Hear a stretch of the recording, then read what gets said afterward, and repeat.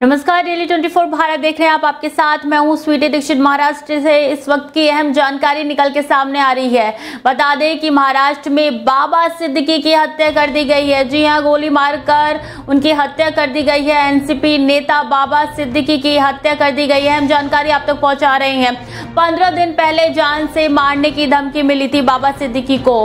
बाबा सिद्दीकी की हत्या की जांच अब क्राइम ब्रांच करेगी। बता दें कि कूपर अस्पताल में हो रहा है पोस्टमार्टम और ऐसे में 5 डॉक्टरों की टीम पोस्टमार्टम कर रही है। सुबह 7:30 बजे से पोस्टमार्टम की प्रक्रिया शुरू हो चुकी है और इस पूरी प्रक्रिया को वीडियोग्राफी के जरिए रिकॉर्ड किया जाएगा। तो महाराष्ट्र से इस वक्त की दिल दहला देने वाली खबर आप तक पहुंचा रहे हैं, जहां बाबा सिद्दीकी की गोली मारकर हत्या कर दी गई है। तकरीबन 6 राउंड फायरिंग हुई थी। ऐसे में 3 गोली उनके सीने में लगी, जिसकी वजह से उनकी जान चली गई। और बाबा सिद्दीकी की हत्या की जांच क्राइम ब्रांच करेगी।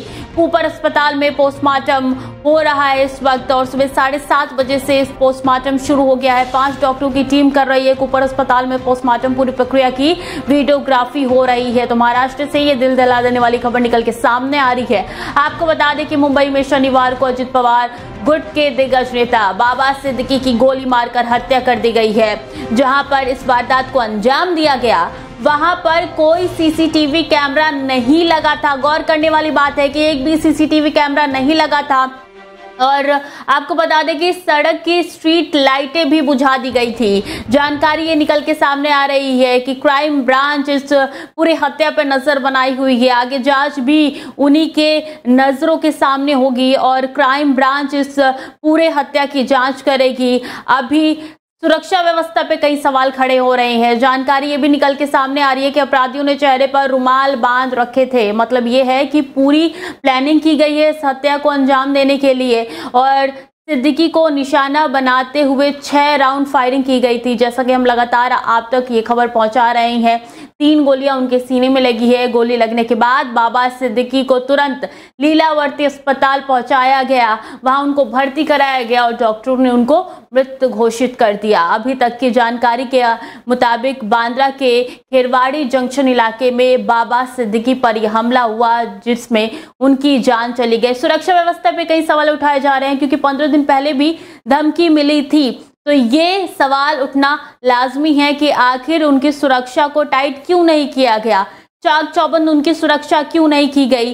रेकी भी ये कही जा रही है कि 20-25 दिन पहले से की जा रही थी, उसके बाद से भी सुरक्षा व्यवस्था इतनी ढीली क्यों थी। और वारदात को 3 लोगों ने मिलकर अंजाम दिया है, जिसमें से 2 को पुलिस ने गिरफ्तार कर लिया है। एक फरार चला है, जिसकी तलाश जारी है। कहा यह जा रहा है कि लगातार क्राइम ब्रांच उनसे सवाल जवाब कर रही है कि आखिर इसके पीछे किसका हाथ है, कई कनेक्शन कोई है या नहीं है, इसकी भी जांच कर रही। हर एंगल से इस हत्याकांड को खंगाला जा रहा है, जो कि महाराष्ट्र में हुआ है। दिल दहला देने वाली ये खबर महाराष्ट्र से निकल के सामने आई है कि बाबा सिद्दीकी की हत्या कर दी गई है। 15 दिन पहले जान से मारने की धमकी मिली थी, उसके बाद से भी लापरवाही बरती जा रही थी। सबसे जरूरी बात यह है कि पूरी प्लानिंग के साथ इस हत्या को अंजाम दिया गया है। 2 बंदूकों से कुल 6 राउंड गोलियां चलाई गई है।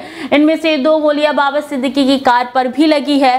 बाबा सिद्दीकी के कार बुलेट प्रूफ थी, हालांकि गोली फिर भी शीशे में घुस गई। इसलिए अनुमान लगाया जा रहा है कि हमलावरों के पास अत्याधुनिक पिस्तौल रही होगी, जिसकी वजह से बाबा सिद्दीकी की जान चली गई।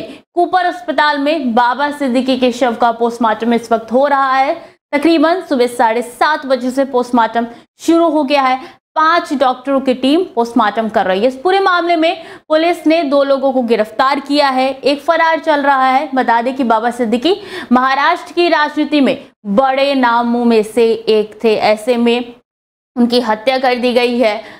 हर कोई नम है। सुरक्षा व्यवस्था पे सवाल उठाए जा रहे हैं। सीएम आवास के बाहर की सुरक्षा भी चाक चौबंद कर दी गई है और सलमान खान के बाहर की सिक्योरिटी भी टाइट कर दी गई है घर के। ऐसे में सवाल यही है कि आखिर महाराष्ट्र में क्यों इतनी ढीली सिक्योरिटी थी। राहुल गांधी भी कई सवाल उठा रहे हैं कि महाराष्ट्र सुरक्षित जगह नहीं है। अब भी राहुल गांधी ने ये कई सवाल उठाए। ना सिर्फ राहुल गांधी बल्कि कई ऐसे नेता हैं, कई ऐसे अभिनेता हैं जो कि महाराष्ट्र की सिक्योरिटी पे सवाल उठाए जा रहे हैं। उनके जरिए अब ये कहा जा रहा है कि सिक्योरिटी और ज़्यादा टाइट कर दी गई है, लेकिन सवाल तो फिर भी उठना लाजमी है कि आखिर इतने बड़े नेता की हत्या इतनी आसानी से कैसे हो गई है। हालांकि ये भी जानकारी निकल के सामने आ रही है कि 20-25 दिन पहले से रेकी उस स्थान की जा रही थी और जो बदमाश थे उन्होंने मुंह पे रुमाल बांधा था, स्ट्रीट लाइट को पहले से बुझा दिया गया था।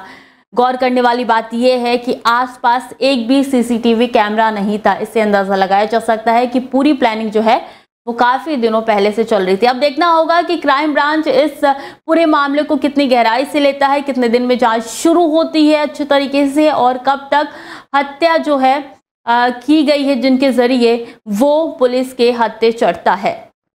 तो खबरें लगातार जारी है डेली 24 भारत पर।